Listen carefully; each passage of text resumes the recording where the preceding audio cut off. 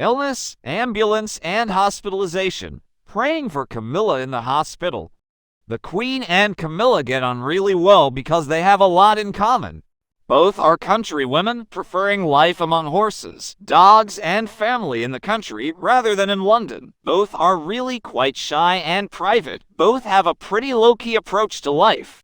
Over the past 25 years, the Queen has increasingly come to admire and respect Camilla for the brave and understated way she has fitted into the royal family's life and for the life and support she gives her husband Charles, who has been transformed by his second marriage.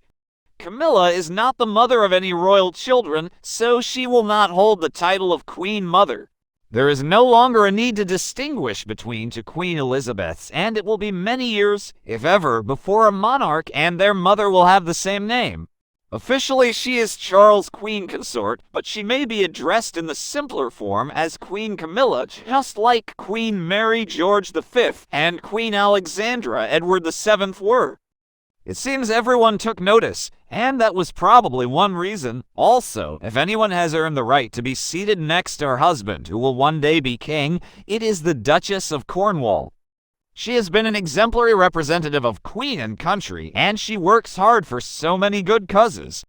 It's time we moved on from what is now old history. Yes, she was wrong. Yes, Prince Charles was wrong. And, yes, even the late Princess Diana was wrong.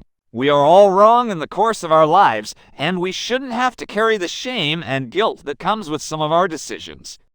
The Queen believes in forgiveness. As head of the Church, she is putting into practice one of the most important of Christ's teachings. She is leading the way as she often does.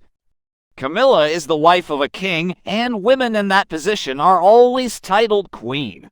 There was some discussion early on in the marriage, indicating that she would use the title Princess Consort when Charles became king, out of respect for public sentiment. She had already decided that she would be known as the Duchess of Cornwall rather than the Princess of Wales for the same reason. But she and Charles have now been married longer than he was married to Diana.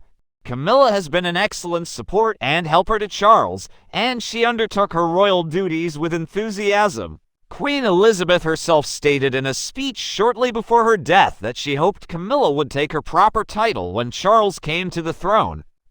The first announcements from Balmoral after the death of Her Majesty made reference to King Charles and Queen Camilla. So it's already done. Charles didn't have to do or say anything, he just had to not deviate from royal custom and tradition.